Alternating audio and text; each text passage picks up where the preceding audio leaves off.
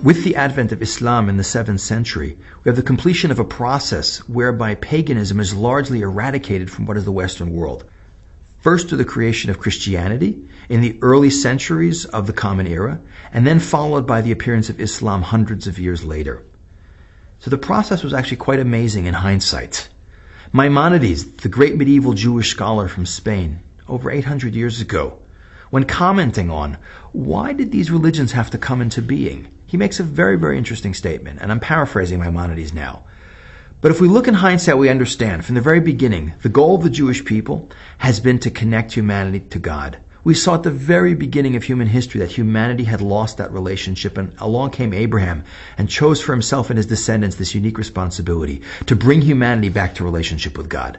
There's no question that ideally, in the best of all possible worlds or the best of all possible historical scenarios, the Jewish people would have lifted the entire world out of paganism and directly into monotheism.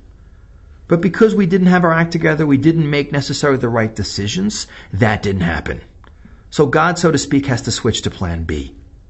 That's what Islam and that's what Christianity are ultimately about.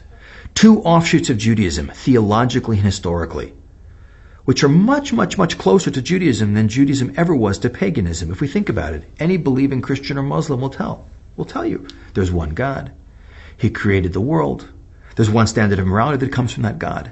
He gave the Jewish people the Torah at Mount Sinai. The fifth point is a little problematic. Then he changed his mind and chose us instead. That's a different problem. But that really represents the great spiritual transformation in human history, and this is exactly the point that Maimonides makes.